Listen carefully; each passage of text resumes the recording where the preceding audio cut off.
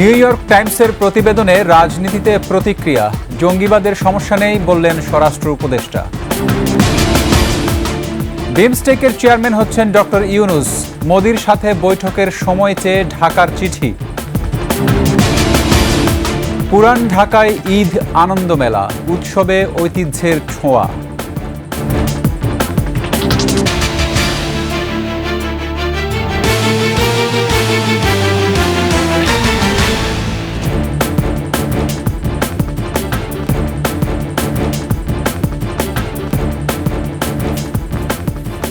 শুনছিলেন সংবাদ শিরোনাম। আমন্ত্রণ ২১ সংবাদের সাথে আছি রক্তিম ত্রিপুরা।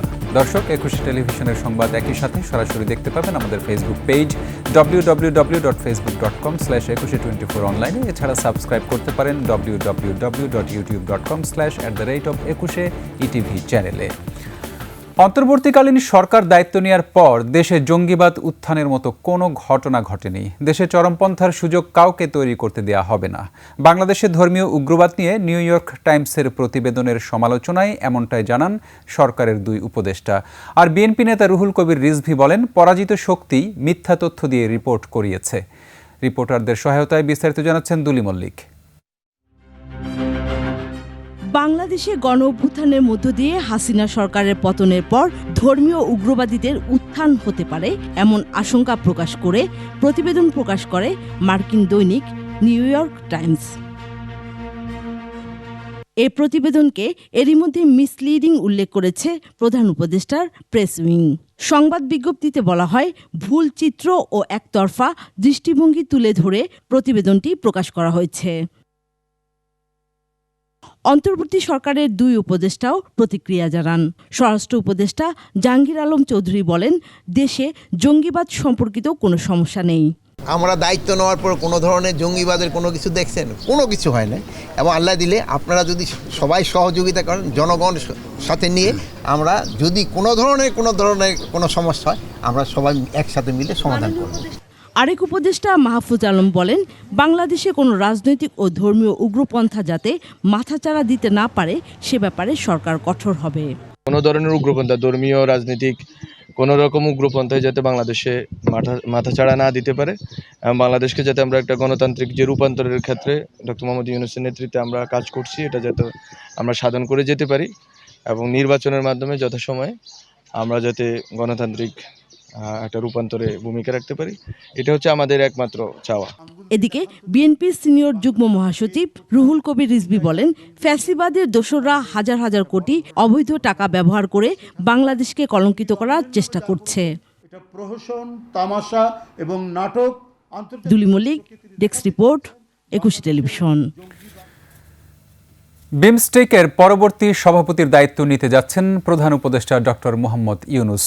এদিকে সম্মেলনের সাইড লাইনে ভারতের প্রধানমন্ত্রী নরেন্দ্র মোদির সঙ্গে ডক্টর ইউনূসের বৈঠকের জন্য বাংলাদেশের পক্ষ থেকে চিঠি দেওয়া হয়েছে।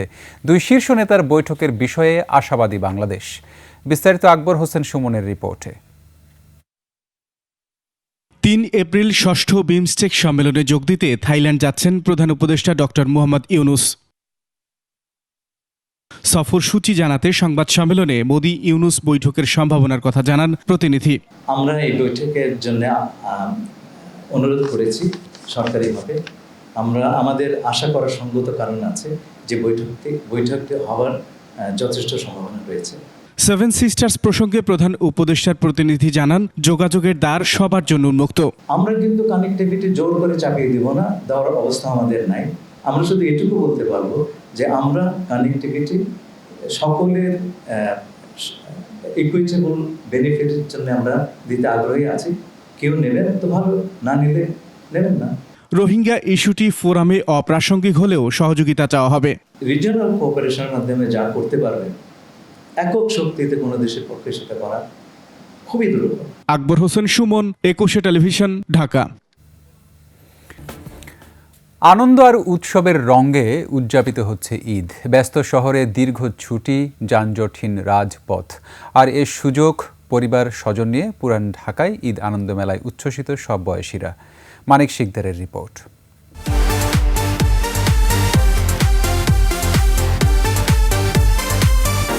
ঈদ মানেই খুশি, সবাই মিলে আনন্দ। এই আনন্দে পরিবার পরিজন নিয়ে ঘুরে বেড়াচ্ছেন রাজধানীবাসী।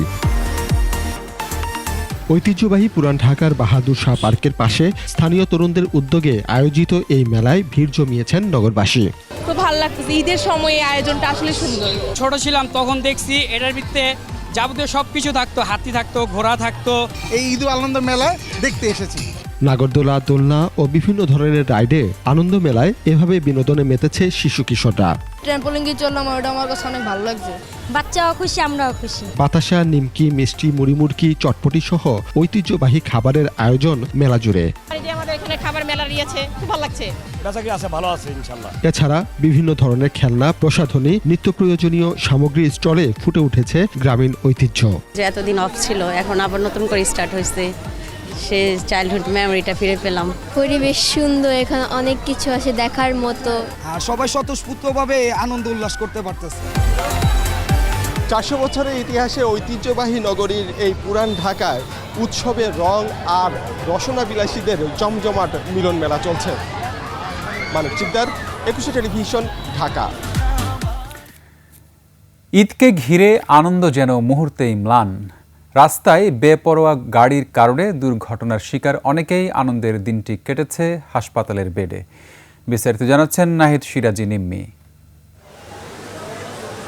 কেউ দিনমজুর, কেউ বা ব্যবসায়ী, কেউ বা ফিরছিলেন ঘরে, আবার কেউ কেউ তরুণ বেরিয়েছিলেন ঈদ আনন্দে বন্ধুদের সাথে মোটরসাইকেলে ঘুরতে। এখন কেউ হাত ভেঙে, পা ভেঙে কিংবা বড় আঘাত পেয়ে আছেন হাসপাতালের বেডে। অনেকে বেপরোয়া গাড়ির কারণে শিকার হয়েছেন দুর্ঘটনার। অন্ধকার ছিল তো রাতে, তো আমরা চেকপোস্টে মেরে দিই। শুধু রাজধানীতেই নয়, তার বাইরেও সড়ক দুর্ঘটনার শিকার হয়ে অনেকে এখন চিকিৎসাধীন রাজধানীর পঙ্গু হাসপাতালে। ধামরাই দুলিপিটা ওখানে এক অটো রিক্সা আমার বাজায় দিয়েছে। নসিমন গাড়ি পিছন থেকে ব্রেক ফেল হয়ে চাপা দিয়ে যায়। চিকিৎসকরা বলছেন হাসপাতালে আসাদের মধ্যে মোটরসাইকেল দুর্ঘটনার শিকার তরুণরাই বেশি। তাদের স্পিড কন্ট্রোলে থাকে না, তো তাদের যে অ্যাক্সিডেন্টগুলো হয় সেখানে দেখা গেল যে ফিমার, এমনও আমরা পেশেন্ট পাইছি যে 4 হাত পাই ভাঙা। তবে এবারের ঈদে সড়ক দুর্ঘটনার শিকার রোগী কম বলে জানান চিকিৎসকরা। বাইক অ্যাক্সিডেন্ট অন্যবারের থেকে অনেক কম। নাহিদ সিরাজি নিম্মি, একুশে টেলিভিশন, ঢাকা। ব্রাহ্মণবাড়িয়ার আখাউড়ায় চলন্ত ট্রেনে টিকটক করার সময় ছাদ থেকে পড়ে 2 জন নিহত হয়েছে, আহত হয়েছে আরও 2 জন। দুপুরে উপজেলার মোগড়া এলাকায় চট্টগ্রাম থেকে সিলেটগামী পাহাড়িকা এক্সপ্রেস ট্রেনে এই ঘটনা ঘটে। প্রত্যক্ষদর্শীরা জানায়, ট্রেনটি গঙ্গাসাগর ব্রিজ এলাকা অতিক্রম করার সময় ছাদে ওই 4 যুবক টিকটক করছিল। সে সময় ব্রিজের উপরে থাকা তারের সাথে জড়িয়ে নিচে পড়ে যায় তারা। আলাদা সংঘর্ষে হবিগঞ্জের লাখায়ে 1 জন নিহত হয়েছে, আহত হয়েছে আরও 40 জন। নেত্রকোনার খালিয়াজুরি ও কেন্দুয়ায় সংঘর্ষে 80 জন আহত হয়েছে। হবিগঞ্জের লাখায়ে দুদিনে আলাদা সংঘর্ষে 1 জন নিহত ও অন্তত 40 জন আহত হয়। আহতদের হাসপাতালে ভর্তি করা হয়েছে। পরে অভিযান চালিয়ে 2 জনকে আটক করে পুলিশ। নেত্রকোনার খালিয়াজুরি ও কেন্দুয়ায় গ্রামবাসীর সংঘর্ষে অন্তত 80 জন আহত হয়েছে। এলাকায় থমথমে অবস্থা বিরাজ করছে।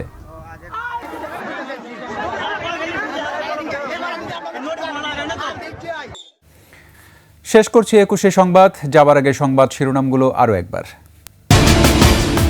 নিউ ইয়র্ক টাইমসের প্রতিবেদনে রাজনীতিতে প্রতিক্রিয়া, জঙ্গিবাদের সমস্যা নেই বললেন স্বরাষ্ট্র উপদেষ্টা।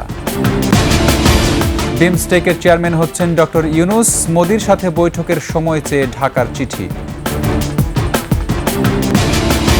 পুরান ঢাকায় ঈদ আনন্দ মেলা, উৎসবে ঐতিহ্যের ছোঁয়া।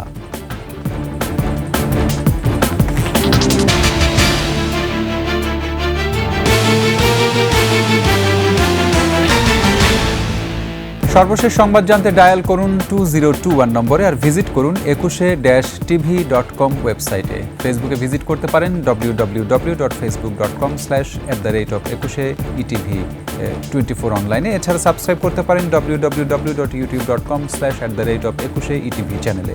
এতক্ষণ সঙ্গে থাকার জন্য ধন্যবাদ। পরবর্তী সংবাদ রাত 11টায় দেখার আমন্ত্রণ রইল। একুশের সাথেই থাকুন।